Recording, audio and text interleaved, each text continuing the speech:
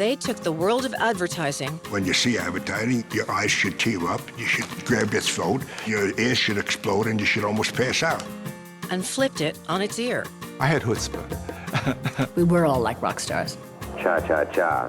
Bernbach's great innovation was marrying art directors and copywriters together. Sex was in the air. People sort of breathed it. We made Mad Men look like Rebecca of Sunnybrook Farm. Oh, we knew we were special. We were all part of one big revolution. In this ever-evolving business, there's a new revolution. You put some content out there and you see what sticks. Bottom line, it's advertising. Meet the creatives who broke the rules. It's an idea come to life. It's an idea that rocks you to the core.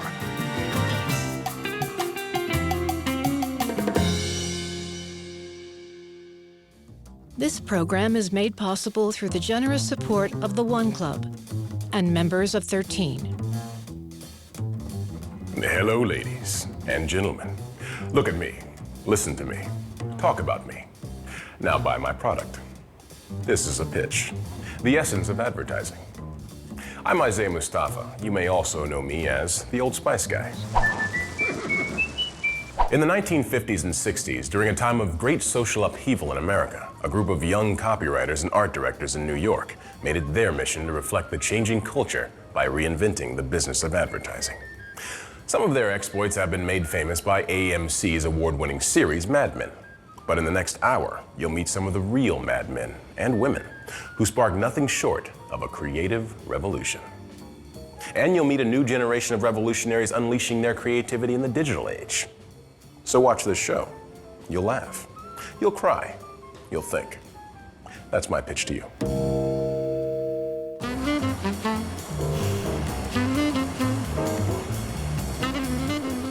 Even before the internet, everybody said we're so bombarded by advertising that it's so hard to stand out. And now with the internet, you can't even begin to mention the numbers. I mean, it's just eyeball spinning and head turning. We are just inundated from the moment we wake up to the moment we go to sleep. We've taken advertising through the most obvious way: magazines, newspapers, television, radio, billboards. On garbage cans, on buses and subways, on the road and in the air, on the internet, and on our smartphones. In the advertising mecca that is New York's Times Square, every available surface is exploited. It's one of the backbones of a consumer economy. It's what allows the economy to flourish and grow. Every come on, every pitch, every spiel represents someone's idea, a big idea, and every message begins with a story. You're storytelling. I mean, when you advertise, you're telling a story. I can't believe I ate that whole thing. Take 2 Alka-Seltzer. I've always done it by telling a little story. I heard a deranged clown lurks in these woods. I heard Little Caesars has pizza for $5. You heard right! The ancient Greeks, Socrates, the Bible, Quentin Tarantino, it's all storytelling. Firework colors turn our world upside down. I hope you like water, because we're neck deep in the sweet waters of friendship and trust. You see, when your man smells like the fresh scents of Old Spice, you can go anywhere. Unless, of course, you prefer to stay in. So I think that you have to start with the story. You're telling a story about a product or a service, and you're trying to tell it in a way that gets everybody's attention. And you're trying to tell it in a way that makes people nervous if they don't buy it or try it. Mum's the word. New Mum cream deodorant. Great stories, great story. Bottom line, it's advertising. It was great advertising. It entertained you, it told you a story. Got the message?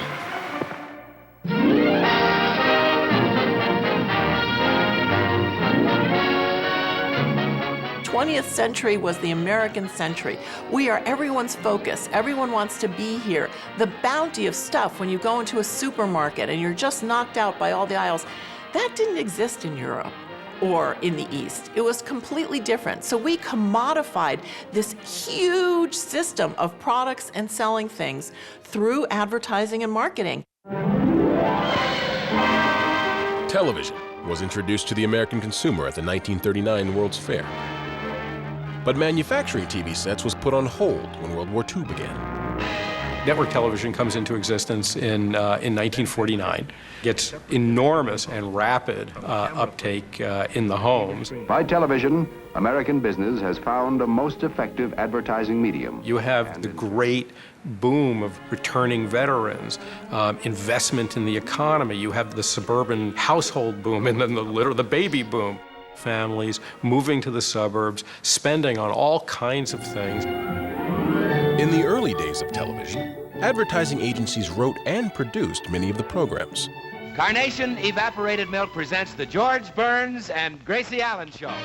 Advertising in the early years is very quaint. Anybody who looks at it today would see that it was mostly stand-ups by the hosts of the shows, jingles that were actually sung live on the shows, like in the Texaco Star Theater. Oh, we're the men of Texaco. We work from Maine to Mexico. There's nothing like this Texaco of ours. Agencies soon adopted the magazine approach, placing ads on different programs across the TV schedule. Quotes me on this. And raking in 15% of every media sale. You'll wonder where the yellow went when you brush your teeth with Pepsodent. Pepsodent. Rosser Reeves actually was probably the greatest and most successful huckster in the history of advertising.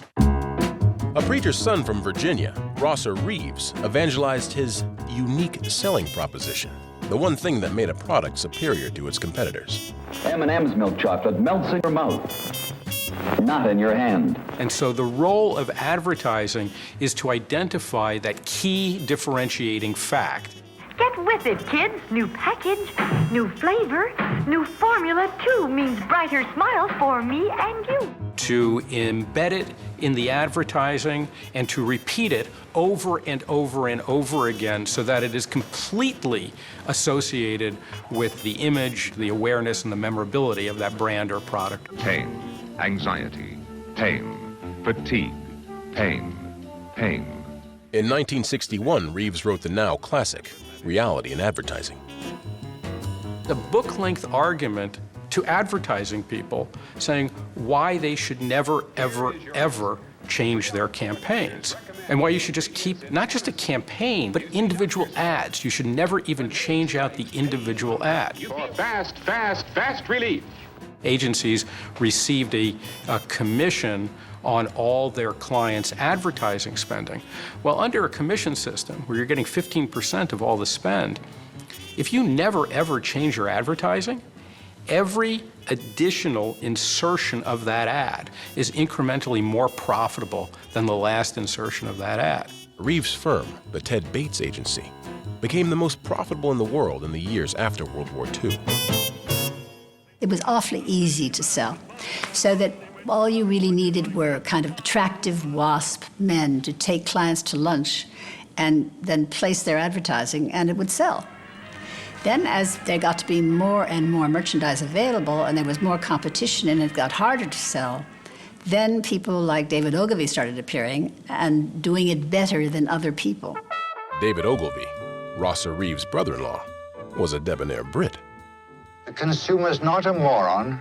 She's your wife. Schweppes decided to invade the United States market, and our client appeared, an Englishman who was going to manage the office in New York called Commander Whitehead. And we persuaded him to be the sort of personal embodiment of the image of Schweppes, to appear in all the advertisements. Ogilvy came to stand for something utterly opposite and contrary to what Reeves stood for. Where Reeves really stood for assaulting consumers with repetitive advertising, Ogilvy was the avatar of brand imagery. Schweppes quinine water is famous all over the world. His theory was really that people were attracted to the qualities of a brand, in a way the aesthetics and the meaning and the values of a brand. And that's really what he meant by brand imagery. We spent a king's ransom on researching the reaction of consumers to advertising. He was a very, very strong believer in sales. So in that sense, he and Reeves were exactly alike. The job of advertising is to sell the product, to get those cans off the shelves. But whereas Reeves said the way to do it was just to hammer it into people's heads. Fast, fast, fast relief. Ogilvy was about things like the man in the Hathaway shirt with the eye patch. It was about giving the values of a brand or the aspirations that a consumer might have toward a brand. And this morning, like any other, begins with a proper breakfast, an egg. It was really about a sense of values and aesthetics. You must eat properly every day of your pretty life. Soon Ogilvy had a rival in the Bronx-born Bill Bernbach. I think after you get the information from research, you've just begun your work. And I think we are fairer to research by having this attitude, because we don't ask research to do what it was never meant to do, and that is get an idea. I'm not going to try it. You try it. I'm not going to try it. Let's get Mikey. He hates everything. He likes it. The work coming out of Doyle Dane Bernbach was vaudevillian humor. It was much more ethnic. Mamma mia, that's a spicy meatball. Cut. In its character and taste. You don't persuade people through the intellect. You do it through the passions. Bernbach was much more consistent with the rhythms of the 1960s.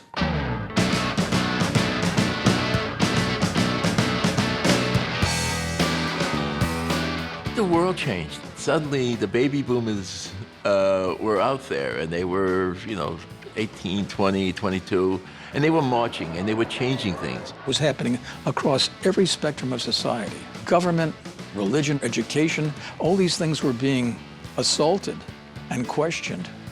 And so advertising was an essential part of that.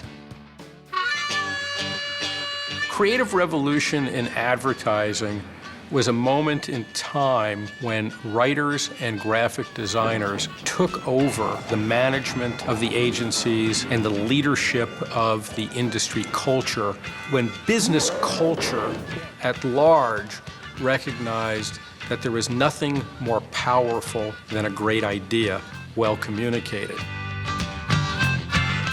The leader of the revolution was Bill Bernbach. Before Bernbach started Doyle Dane Bernbach, art directors sat in their rooms with their thumbs up their ass, and they waited for a copywriter to hand them copy and say, here, do a layout. Bernbach's great innovation was marrying art directors, graphic designers really, and copywriters together in the creative team. It was the first ad agency where an art director was involved in the conception of advertising. If Bernbach was the father of the creative revolution, these were some of his children. There were two things going on at Doyle Dane Bernbach. There was Bill Bernbach, who had an extraordinary gift for what advertising should be at that time, taking everything that was traditional and just cutting right through it and shocking you into an awareness, but with very good taste. You wanted Bill to like what you did. You wanted to be successful there. And many of us felt, we might have gone other places for more money even, but the whole thing was the cachet of DDB and the way it was looked upon, by the outside, was more important than money. It was a recognition that you had a certain thing if you were working there. He also had a gift for attracting very good writers and art directors. And he wanted very good art directors and writers. He had no patience for people who were not superb. We knew that we were doing things differently than everybody else, and it was a great feeling. It was a wonderful feeling being part of that team. It's like playing for the 1927 Yankees with Babe Ruth and Lou Gehrig. There are a lot of people who are talented who don't want to be surrounded by a lot of other talented people. They don't want the competition of young, talented people around them, but Bill wanted everybody to be a genius.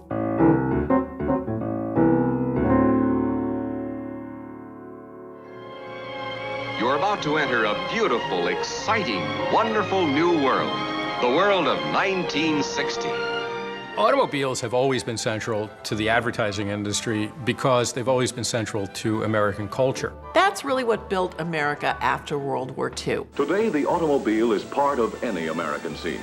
Every man, woman, and child in America could go riding at the same time. all of the suburbs and all of the roads were built because people were buying cars. So they no longer wanted to live in the city. They could, for the first time, afford a car. So that meant buying a house. That meant buying everything, all the huge items that came with buying a house, and having a car, and taking leisurely trips on the weekends, not having to worry about parking it in the city. For the first time in history, you'll see not one, not two, but three completely new kinds of Ford cars for 1960. And you can measure your life and you measure your achievement as an upwardly mobile citizen on the basis of, okay, now is your time to own a Chevy, now is your time to own an Olds, now is your time to own a Buick, now is your time for a Cadillac. Auto ads in the 1950s featured lots of illustration and copy. Television was full of highly produced and stylized commercials. And now, the world's most wanted car. Thunderbird, the finest of fine cars, the last word In 1959, one little car changed all that. Think small for Volkswagen. You know, that's a real shocker because up until then, the idea that as an American, you get better, your cars get bigger, they get better, you can show off more. This reversed all of those things with two words. The genius of the Volkswagen Think Small campaign by Doyle Dane Bernbach was it overturned 30 or 40 years of the advertising class-based standard. Push-button command of all driving ranges. All previous automotive ownership and design and advertising had been about increasing degrees of showing off. The more you rise in life, the bigger the car, the shinier the wheels, the bigger the tail fins. Volkswagen was a complete reversal. It was a tiny little car. It was not very fast moving. It was funny looking. And it was German. Volkswagen was this little German car that everybody disliked because it was too close after the war. So we got to sell a Nazi car in a Jewish town. Bernbach's team ignored the car's origins and instead embraced its quirkiness. Instead of run from that, they ran to it. And they determined there's a whole other class of consumer out there that not only is not seduced by the increasing showiness of Detroit, but wants to run screaming from it. A class tired of keeping up with the Joneses. With his money, Mr. Jones bought himself a $3,000 car. With his money, Mr. Krempler bought himself a new refrigerator, a new range, 2 new television sets, and a brand new Volkswagen. A consumer not buying into the auto industry's policy of planned obsolescence. They advertised in a contrarian way to contrarian consumers. And they caught a wave that was rising in the country. Remember when this is coming out. It's 12 years since the end of World War II. It's 12 years of unending consumerism, 12 years of almost crass growth. And there's a large body of people and wisdom in the country, always has been, that says, you know, all this consumption, it's not good for the soul.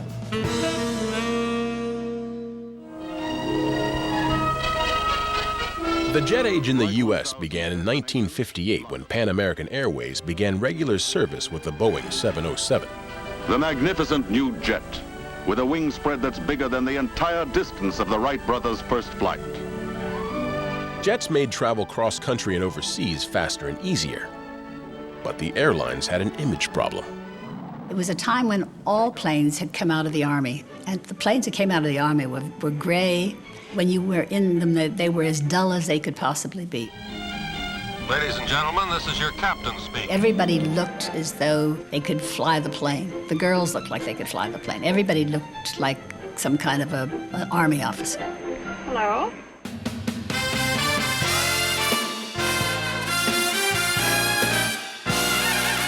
In 1965, Braniff, a Dallas-based company known as a backwater airline, launched a modern image campaign. Mary Wells, now at Jack Tinker Associates, made it her mission to make air travel sexy.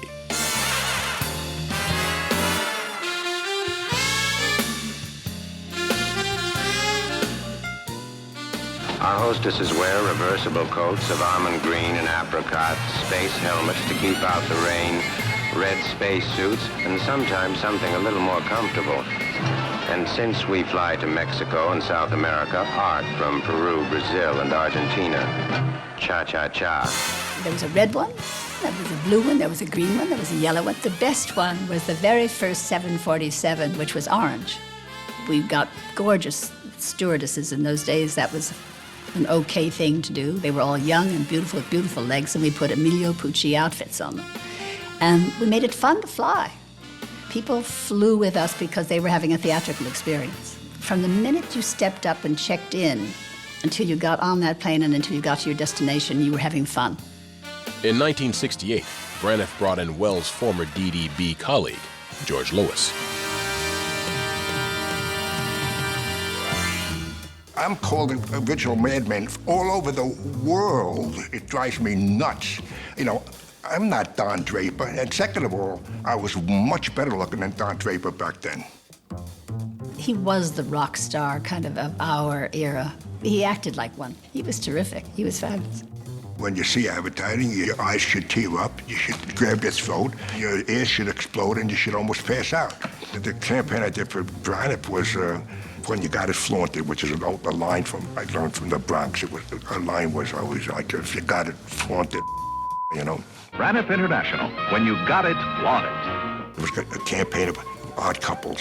Andy Warhol with Sonny Liston, Rex Reed and Mickey Rooney, Whitey Ford with Salvador Dali. I'd like to be on time. Thanks for flying Braniff, fellas. When you got it, flaunted.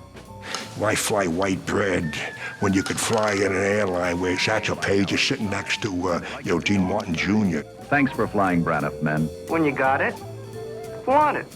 Frankie Sarsaparilla.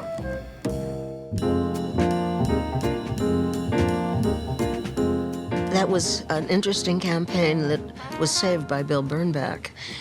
It was not beloved by the account group at the agency, who had to present it to the client. We knew from our own observation and from people you'd talk to, especially guys who went places on business, that they were very unhappy about the cars they had to rent, that they were dirty, they weren't treated very well, and, you know, they felt it was a kind of downer. And we knew that if Avis was going to do anything, it was going to have to be better. The approach? Yes, we're number 2. But being number 2 means... we try hard. Avis execs initially rejected this proposal and told the agency to conduct some research. Anathema to Bill Bernbach. Research can get in the way, actually. We took this out to consumers, and the consumer said, well, you're saying Avis is only number 2. And if Avis is number 2, they're not number 1. If they're not number 1, you're obviously not the best. They typed up on little 3x6 cards what the ad said and took it out to airports to show to potential travelers. The airport sample showed that only 50% would try Avis. The DDB account group was ready to junk the whole idea. And Bill said, what about the other half? And that idea that you're never going to get 100% of everybody anyway, but if you 50% of them did like it, hey, there was something to go with. Most organizations would have said that this is a dangerous campaign to run. However, we went ahead with it. The campaign was outrageous. Who in business would ever admit to being not the first? It sort of went against the whole notion of businesses had to be number 1 or there weren't anything, or you had to brag. And this kind of inverted bragging, in a way, just was not comprehensible. And I think that's why it made such a mark, because it was not the usual. Unusual and a huge success. As a result of Avis getting to the point which, in their brilliance, established a criteria for renting a car. They said, look, you should look for a car, you know, where the gas tank is full, the windshield wipers work, you know, the car is clean, there are not cigarette butts all over the place. The fact is that they articulated a standard, and so that's what worked. Though still number 2, Avis turned a profit for the first time in 13 years. Hertz felt it very keenly. They did not do anything that was comparable. Let Hertz put you in the driver's seat. After years of taking the higher ground, Hertz finally shot back. Well, they've come out with number 2 says he tries harder than who? And his long copy on how he tries harder. That was the work of Carl Alley and Emil Gargano. When they came to us in that first meeting, they said, if this advertising that they're doing continues and we don't do something about it, we will be number 2 in the next 2 years. You've been beaten up by your competitor who's insinuated, but never naming you by name, that you're sloppy, you're fat, your people don't care about their customers, your cars are dirty, your ashtrays are filled, the windshield wipers don't work. And so you've taken this, and as a leader, you're entitled to come back and straighten the record. And so the first ad we did for Hertz simply said, for years, Hertz has been told they're number 1. Now we're going to tell you why. Hertz regrets that we had to do this in public. We're number 1. We had really taken the wind out of them, and they weren't sure how to deal with it because we told people that there was simply no virtue in being in second place. And that was a constant reminder in all the ads we did. Within 90 days, we were successful in destroying one of the most successful advertising campaigns in the history of the business. We were fearless. We were utterly fearless. We knew we were God's gift to advertising. Oh, we knew we were special. Oh, we did know that. We knew that there wasn't anybody else around who was doing advertising as we were, the same kind. I had chutzpah. I told the client he was wrong. And I said, this is what you should use. We have the beef-a-roni. It's made with macaroni. Beef-a-roni's really neat. Hooray for beef-a-roni. 30 years later, it was still on the air. Bill Bernbach's flock spread their wings, started their own agencies, trusted their guts, and followed Bernbach's practice of standing up to clients. He was great with clients. He took chances with clients. He had the courage to speak up to a client if the client disagreed. George Lois excelled at pushing back. They fired me for a day, twice, for insisting that we do a TV commercial. Xerox wanted a print campaign in business magazines. Lois had a different, bigger idea. What you want to do is make Xerox culture famous all over the world immediately. So we produced a commercial with the little girl going to her father's office, and he said, make a copy of this, please, and she toddles off very stylistically, and she gets to the machine, very little girl, and she lifts the flap, she makes a copy, and then she thinks, oh, I got an idea, and she lifts the flap again, and she has a doll, and she makes a copy of the doll, and she comes back, and he says, terrific, which was the original, and she says, I don't fucking forget. I forget. So he produced the commercials, ran it. Then he took on the Federal Communications Commission. And I get a call from the FCC who insisted that a little girl couldn't make a copy that easily. I said, yeah, I'm going to reshoot it, and I want witnesses. You're going to reshoot the commercial? I said, yeah. So they showed up, and I shot the exact same commercial, except instead of a little girl, I used a chimpanzee. Chimp shows up, and her father says, make a copy, please. And he goes off. Made the copies easier, quicker and easier than the little girl did. The little girl took a little teaching. Everybody thought Xerox was an antifreeze until that commercial. The Xerox and Office Copiers. Were women really treated like second-class citizens? And did you guys actually have 3 martini lunches every day? Was there all that much sex in the office? The answer to all 3 questions is unequivocally yes. My agency was probably as wild as it could get because I didn't really get to go to college. So my agency was my fraternity house. And it was wild, but we turned out good advertising and great advertising. And we sold products and we managed in front of the clients to try to appear to be fairly straight, but behind the scenes, oh my God. A lot of men that I know went out for lunch every day and had 3 martinis. We would walk in, and as the bartender saw us, he would grab the shaker and shake the martinis and pour them out. Then we would start to look at our menu, and by that time, it was time for a second martini. By the time the food arrived, we were on our 3rd martini. Sex was in the air. People sort of breathed it. Take it off. Take it all off. The libido quotient, shall we say, was very high. Receptionists were hired on the basis not of their skills, but of their sexiness. It was really the senior men who had the most extramarital affairs. And the reason for that is several-fold. They had private offices with doors that closed. Carl Alley was congenitally horny. I mean, the cleaning women were not safe at night when he worked late. We had a cleaning lady who probably could have ruined the agency. She vowed never to open doors after 6 o'clock. Fending off unwanted advances was something you learned to do on your own. The term sexual harassment hadn't entered the vocabulary yet. There was no such thing as human resources. It's hard to imagine how Human Resources would have dealt with Jerry Della Femina's annual holiday contest in the 70s. It was the best kept secret. And the contest was very simple. Everyone got a phone list, and they got to vote for the person of the opposite sex they most wanted to go to bed with. Male winner of the first prize and the female winner of the first prize got a night free at the Plaza Hotel on the agency. But again, it was our secret, it was fun. The 1960s was an era of revolution. By 1963, more than 2 million American women were using a newly available method of birth control, the pill. It was the era of the hippies and flower power and tune in, turn on, drop out.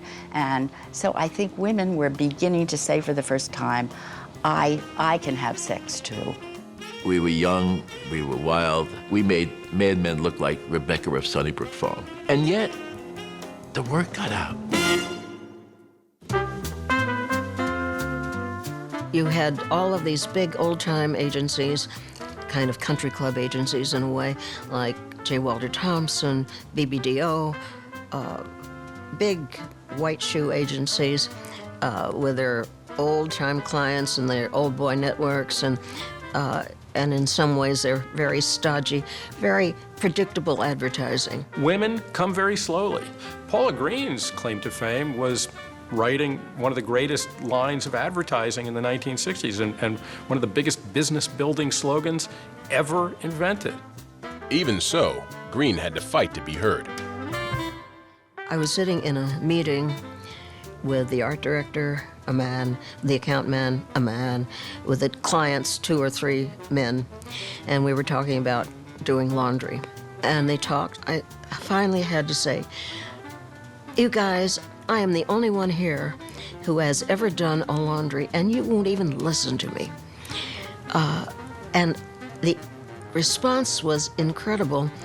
The client looked around and said to me, virtually snarled, "You sound like my wife." Women largely worked on beauty accounts and department store accounts, and that's how they got access to the business.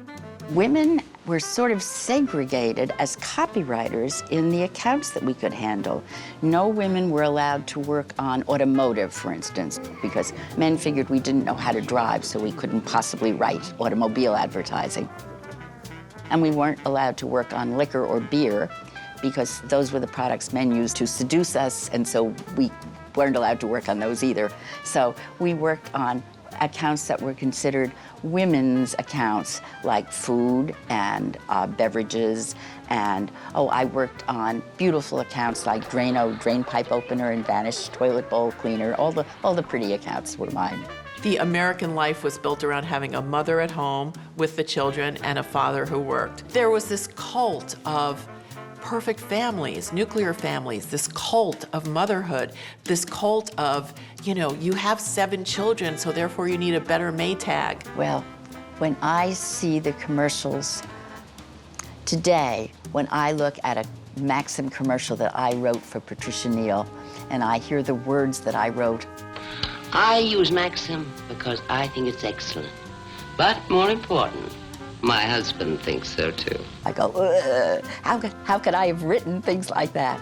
But those were the days when husband-pleasing was very important, and women bought products from coffee to beer because it pleased their husbands, or they thought it did. We were very forgiving because we were so thrilled to be admitted into this man's world. We didn't care if we were in this ghetto of women's products. We genuflected before the men who were running everything.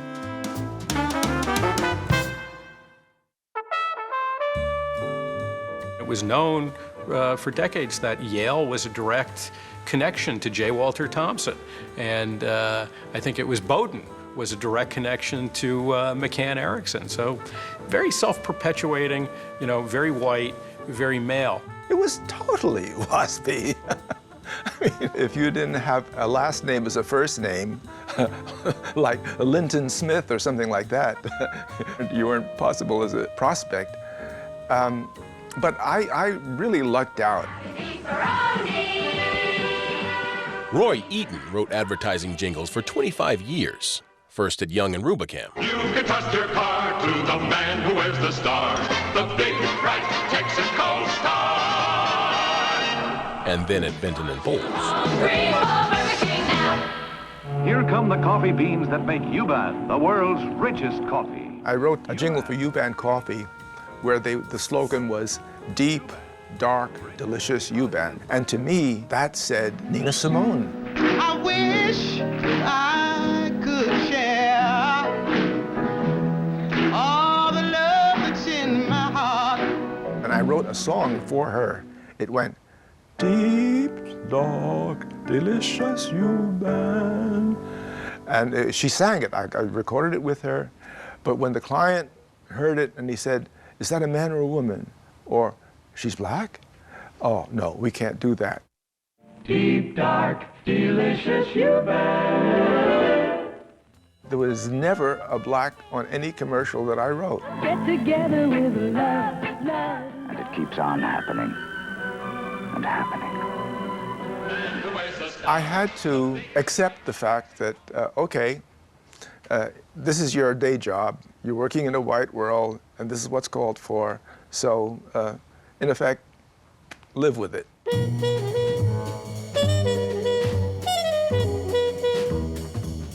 With the advent of television, with the return of veterans from World War II, with the growth of the economy and the hiring boom, the ability of the WASP elite to control the boundaries of American business, that starts breaking down.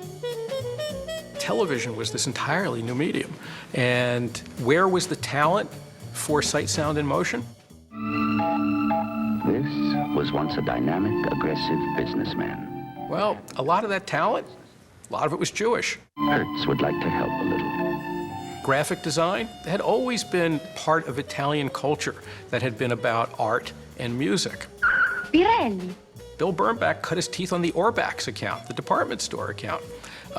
So that's where a lot of the ethnics got their start. It was at ethnic agencies working for retail accounts. Again, Bill Bernbach was a pioneer. Doyle Dane Bernbach, you know, an agency famously founded by two Jews and an Irishman, becomes a mainstream ad agency. Bernbach's agency continued breaking the rules, creating in 1964 a multi-ethnic campaign for Levy's Jewish rye bread.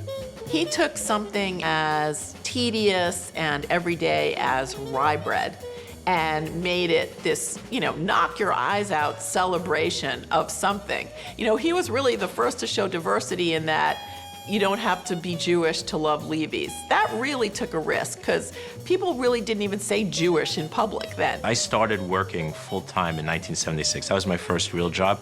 Up until then, I'd been selling some copy, I'd been doing some little things. And for the first time in my life, I heard the expression, you wouldn't be comfortable. I remember thinking, like, what wouldn't I be comfortable with that? I'd never experienced that before. And then finally it dawned on me after I've heard it more than once, so what they meant was that on that particular account, in that particular configuration, someone who is Jewish wouldn't fit in. The creative agencies I'm talking about, we grew up as FDR Democrats, mostly left-wingers, for civil rights, against racism, against anti-Semitism. Ad agencies make money by selling products and services, and sometimes politicians. In 1964, Doyle Dane Bernbach created an infamous TV commercial for President Lyndon Johnson's election campaign. 8, 9, 10, 9, 8, 7, 6, 5, 4, 3, 2, 1, 0. These are the stakes. To make a world in which all of God's children can live, or to go into the dark, we must either love each other or we must die. Vote for President Johnson on November 3rd. The stakes are too high for you to stay home. And though it only ran once in September 1964, the commercial was repeated, shown on news and talk programs, and became a water cooler conversation. Johnson was elected and famously pushed through much important legislation. Those are the days when the president can push anything through Congress. Highway safety was in the air at that time. Ralph Nader's book, Unsafe at Any Speed, was making headway, and President Johnson was able to pass all kinds of driver safety and highway safety legislation through Congress. Mobil Oil hired Doyle Dane Bernbach to create an institutional public service campaign about safe driving. We came up with a theme that said, "We want you to live." That was our theme. We're in the business of selling gasoline and oil, and we want you to be around to try it. We want you to live. And we said, okay, what's the most dramatic way we could present that?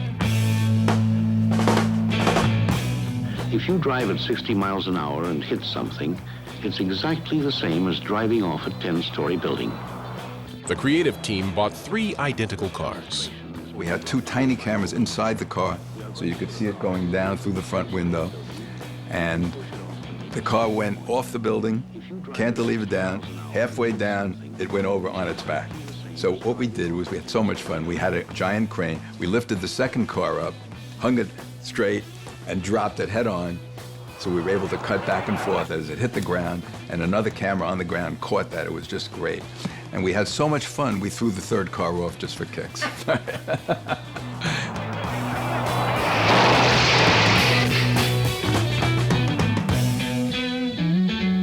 While Lyndon Johnson had been elected as a moderate on the Vietnam War, his administration escalated it, and the anti-war movement gained steam. One of its leaders, a senator from Minnesota, Eugene McCarthy, challenged the president. The McCarthy campaign turned to DDB for help. I was always marching in the peace marches, and my wife and I together, we'd be very much involved with the anti-war movement, and Bernbach was a guy who was sympathetic to that. I ran this ad, full page in the New York Times. It was very shocking. It says, "For what? We'll tell you for what. For nothing and less than nothing. For men in high places who aren't big enough to admit to themselves that they've made a terrible mistake. The time has come for the quiet, long-suffering citizens to stop stewing over Vietnam and start boiling. The first step, Johnson must go."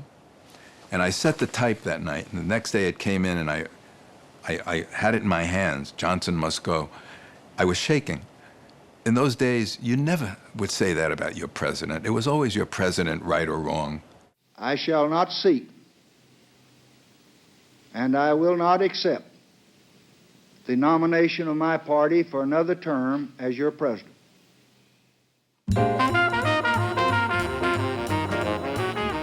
Within a decade, the idealism and creativity of the 60s made a dramatic shift to the bottom line. Hello, Federal. What happened to advertising really was Wall Street. Agencies went public. Congratulations, welcome aboard. And in conclusion, Jim, Bill, Bob, Carl, Fred, Load, Dork, Adolf, and Ted, business is business, and as we all know... So suddenly, another revolution was happening on the side. It was the Wall Street revolution. People who would be young, aspiring, exciting copywriters became hedge fund guys and went to work on Wall Street. There's a Mr. Schnittler here to see you. Tell him to wait 15 seconds. Can you wait 15 seconds? I'll wait 15 seconds. Congratulations on your deal in Denver, Dave. I'm putting you down to deal with Dallas. They went from a privately held industry where they were able to shield their finances and economics from their clients to a publicly held industry where clients were now able to see exactly what was going on inside their agencies. And this probably led to the biggest change of all. Clients went crazy as they realized, en masse, how much they've been paying their agencies. And virtually overnight, I mean, it was so quick, you could hear it. Clients started bidding down agency compensation. It just started plummeting overnight. With the advent of cable television, the mass media audience began to fragment. Advertising agencies which had grown complacent about their captive audiences now began circling the wagons and consolidating. It was harder and harder for agencies to make a go of it on their own. They had to achieve economies of scale. Many of these mega agencies were then swallowed up by huge holding companies.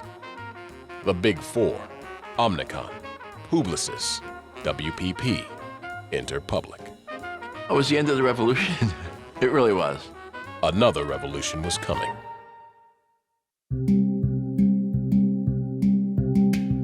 Like television changed advertising in the 1950s, the internet changed everything too, providing an infinite number of communication channels for brands and advertisers, all vying for an increasingly elusive commodity: consumer attention.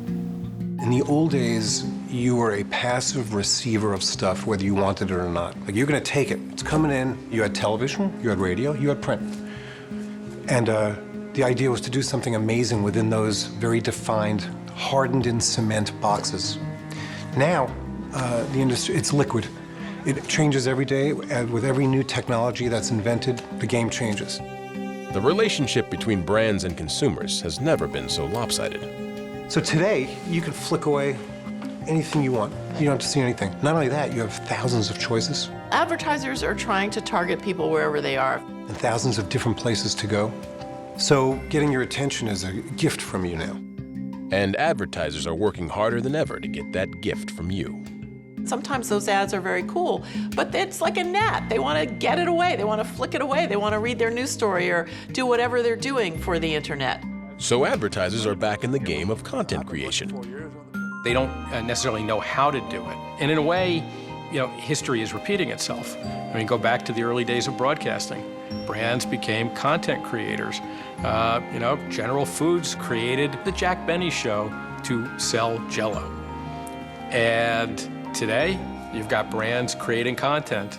The difference is, in the old days, their way of distributing that content had to be through the third-party networks.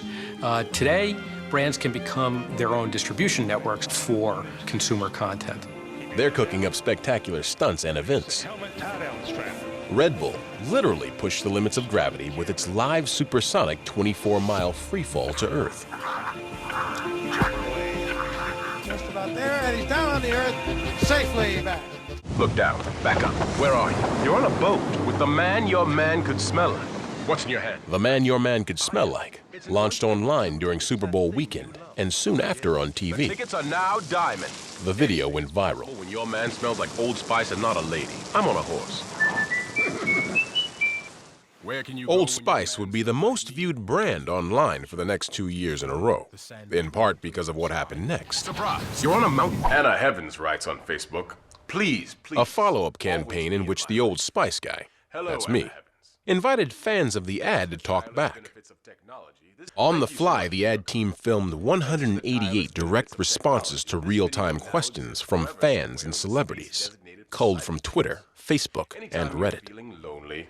Ping Chat tweeted, you started something big. Yes, I did, Ping Chat. Yes, I did. The campaign was a marketing phenomenon that leveraged a beloved character and the immediacy of social media, passing 35 million views in 1 week. You tell me. You put some content out there, you put some thoughts out out there, and then you just wait to see how people react with stuff, and you see what sticks. Jerry Graff runs Barton F. Graff 9000, a new ad agency in New York, not on Madison Avenue, but in Manhattan's Flower District. You'll create content, videos or memes. You'll just start seeding conversations, and it's like instant testing, if you will. It's like putting a spot on TV and knowing instantly if you reached as many people as you wanted to and how many people liked it. But if you're a slow turtle and you're in the middle of the street, what happens, Austin? It sounds simplistic, but a brilliant idea, brilliantly executed. And it can start anywhere. In fact, the AT&T campaign started online. What's better, faster or slower? Faster! Okay, what's fast? My mom's car and a cheetah. And then it blossomed into this TV idea. So it doesn't matter where it starts, but a great idea can bloom and go in any direction. And what's slow?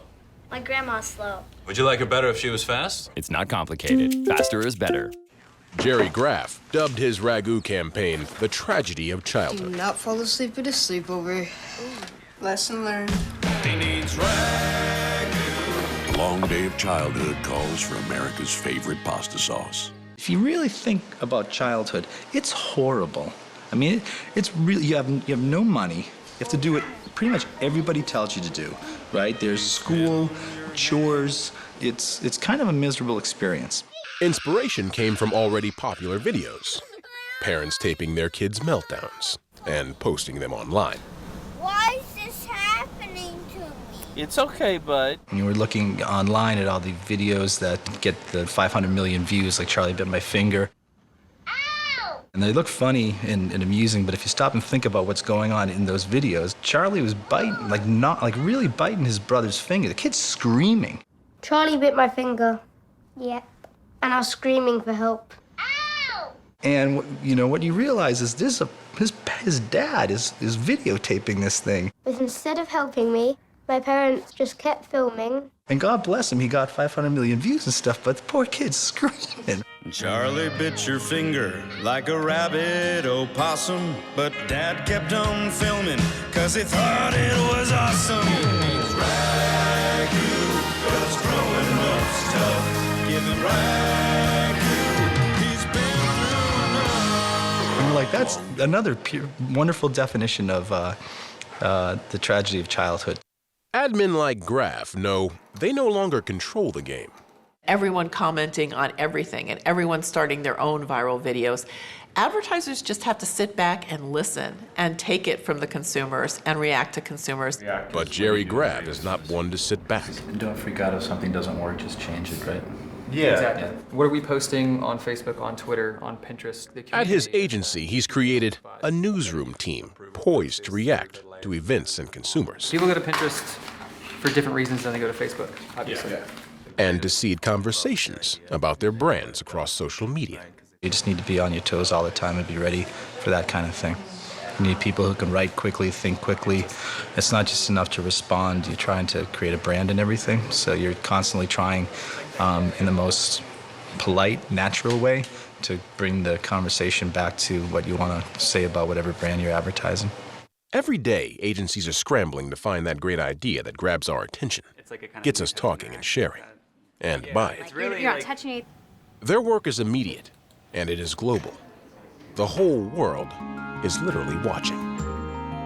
If you go back to the early days of radio, the original radio broadcasters read newspapers because they didn't know you could do anything else.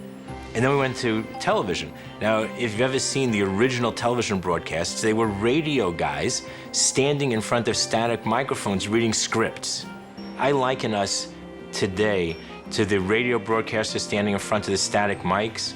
We're sort of experimenting, we're learning, we're trying to figure it all out, and that's what makes it exciting. The beauty of it is there is never going to be a cracking the nut because it's never going to be hardened in cement. It's always going to be ever changing and ever new. Call me old-fashioned, but I still think Bill Bernbach and David Ogilvy had it right.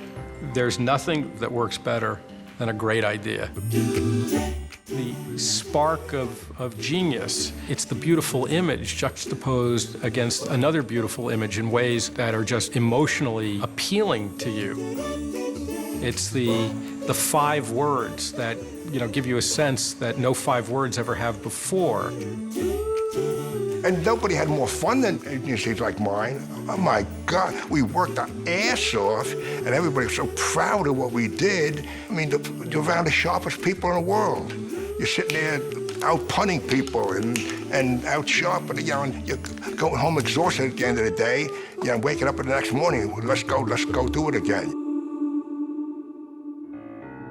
This program is made possible through the generous support of the One Club and members of 13.